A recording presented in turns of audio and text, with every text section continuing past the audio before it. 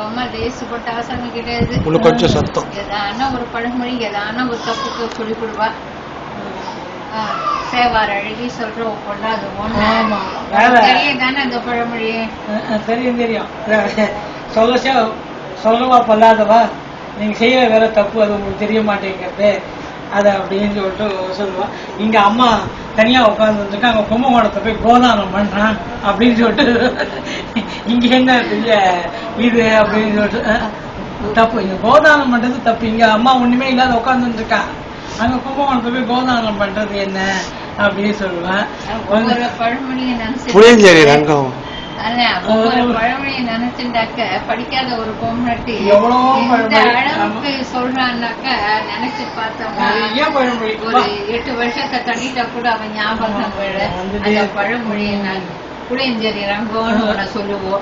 எப்ப பார்த்தாலும் இல்லைன்னா புளியஞ்சேரி ரங்கம் அப்படின்னு சொல்லிட்டு சொல்ல ஆரம்பிச்சிருவேன். அதுக்கப்புறம் இங்க ஒண்ணுமே இல்லாத உறவை பார்த்து ஆச்சானுக்கு பிச்சா நெல்லு குத்துற மதினிக்கு நேரம் உட போறோம் தான். ஒண்ணுமே ஒரு மூணாங்கை உறவு வந்து சொந்தம் கொண்டாடின்னு உட்காந்தாக்க பெருசா வந்துட்டான் அங்கேருந்து அப்படின்னு சொல்லிட்டு அதை சொல்லுவா. அதுக்கப்புறம் காரியம் ஒண்ணு நன்னா இல்லைன்னா பால் கிடக்க பீ கிடக்க என் பொண்ணு 15 காலம் காரியம் பண்ணுவா அப்படின்னு சொல்லிட்டு சொல்லுவோம்.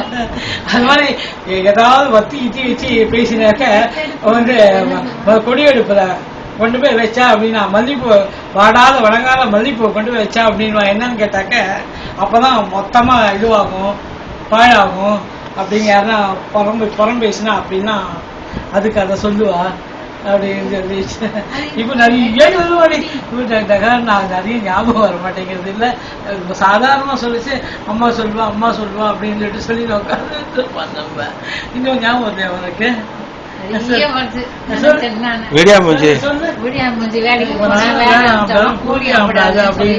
வேலைக்கு போயிட்டு ஒழுங்கா சம்பாதிக்காம வந்தாக்க வேலை இருந்தாலும் கூலி அப்படாதுன்னு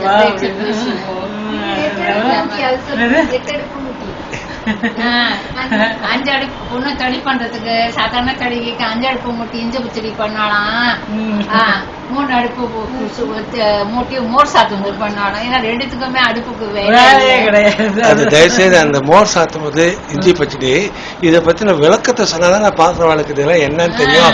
மோர் சாத்துவதுன்னா என்ன?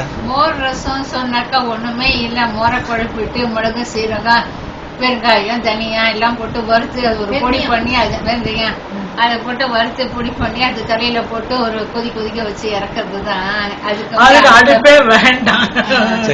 ஆவணி ஆட்டத்துக்கு அசடு கூட தனி பண்ணோம் அப்படின்னு. ஏன்னா அது வந்து 2-3 மணிக்கு தான் சாப்பாடு ஆகணும். அதான் வேலை தெரியாதவா கூட காத்தால ஆரம்பிச்சா 3 மணிக்குள்ள தெளிவு பண்ணி முடிச்சா. ஆமா ஆவணி ஆட்டத்துக்கு அசடு கூட தான் தெளிவு பண்ணு, பெரிய அதிசயம் என்ன அப்படின்னு சொல்லிட்டு அது வேண்டாம். ஆட தெரியாதவளுக்கு கூடம் போறாது. அது அந்த பழமொழி நிறைய எவ்வளவு பழமொழினே சொல்ல முடியாது. பேச்சுக்கு ஒரு வாரத்துல இப்ப நமக்கு ஞாபகமே வர மாட்டேங்குது. மாமியார் கோலம் போட்டா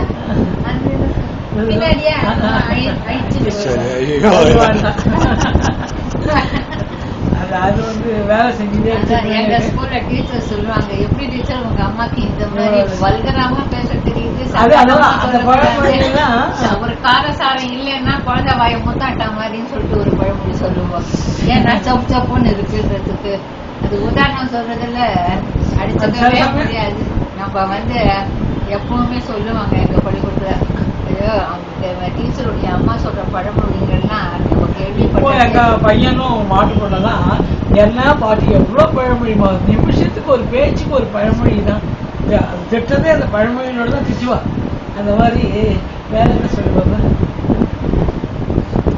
நிறைய இருக்கு. அப்படியே நாங்க அப்படியே வாசிச்சு நாங்க சொல்லிட்டே இருப்போம். அது அம்மா சொன்னதெல்லாம் நீங்க சொல்றீங்களா அப்படின்னு சொல்லிட்டு கேட்பாவா. அம்மா சொல்ற பழமொழி விடாத சொல்றீங்களே நீங்க அப்படின்னு சொல்லிட்டு நிறைய பழமொழி நீங்க முன்னாடி சொல்லிட்டு ஏரியாவில் வச்சுருக்கீங்க. எவ்வளவு அது நம்ம சாதாரண பேசிச்சு எக்கச்சக்கமா வரணும்.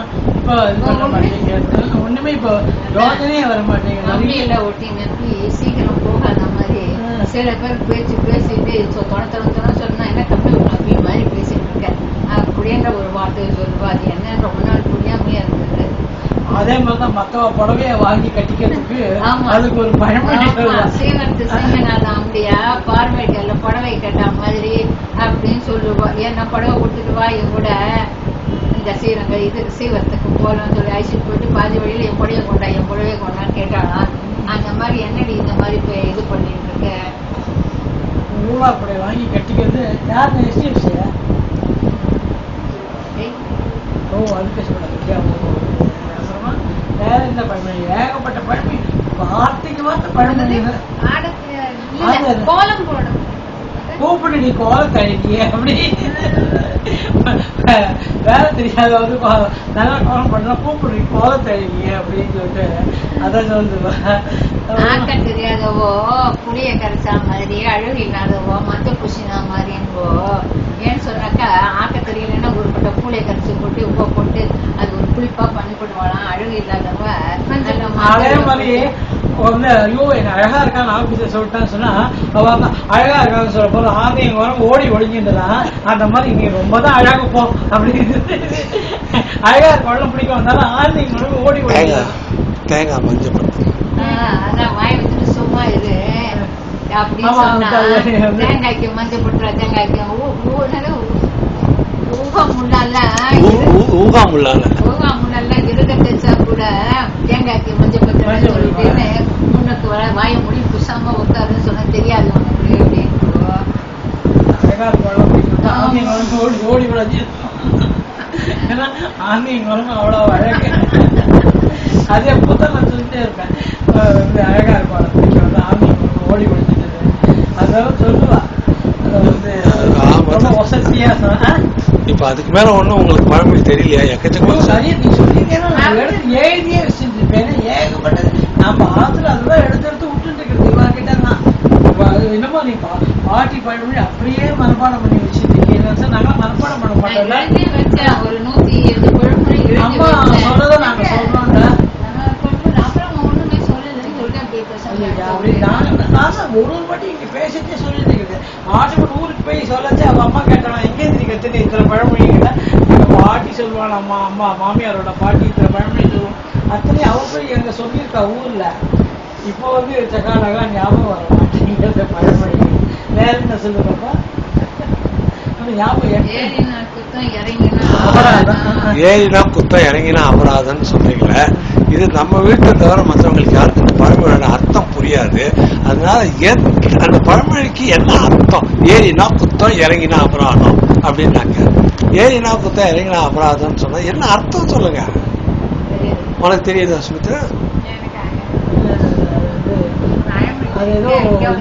இதெல்லாம் கமலஹாசன் மாதிரி பழமொழி சொன்னா கேட்டுக்கணும். அதுக்கு குறுக்கு கேள்வி கேட்க கூடாதுன்னு சொல்றீங்களா? ஏறினா எழுதுக்கு போவோம் இறங்கினா நொண்டிக்கு போவோம் சொன்னாக்க சொல்லுவா. ஏன்னாக்க ஏறுன்னு சொன்னாக்க பாரம் ஏறுறதுன்னு எழுதுக்கு கோவம் வருமா? இறங்குன்னு சொன்னா நொண்டி இல்ல அந்த பழமொழியை சரியா சொல்லிட்டு சொல்லு. ஏறுனா எருதுக்கு கோவம், இறங்குனா நொண்டிக்கு கோவம். அப்போ ஏன் எருதுக்கு கோவம் வருது? ஏறுதுக்கு பாரம் சுமக்கணுமேன்னு நொண்டிக்கு ஐயோ நடக்கணுமேன்னு அப்படின்னு சொல்லி அதனால ஏறுனா எருதுக்கு கோவம், இறங்குனா நொண்டிக்கு கோவம். அது பழமொழி இல்லம்மா. அது எங்க அம்மா சொன்ன பழமொழி இல்ல. அது வந்து அவ யாரோ வேற யாரோ சொன்னது. அம்மா சொல்ற பழமொழி இந்த மாதிரி ஒரு ப்ரிப்பேர் பண்ணணும்னு சொன்னா நம்ம வந்து டெய்லியே தான் சொல்லிட்டு இருக்கிறது. ஆத்துல அம்மா சொல்றதெல்லாம் இந்த மாதிரி டைம்ல ஞாபகம் வர மாட்டேங்குது. ஆனா வந்து இன்னும் பழமொழியை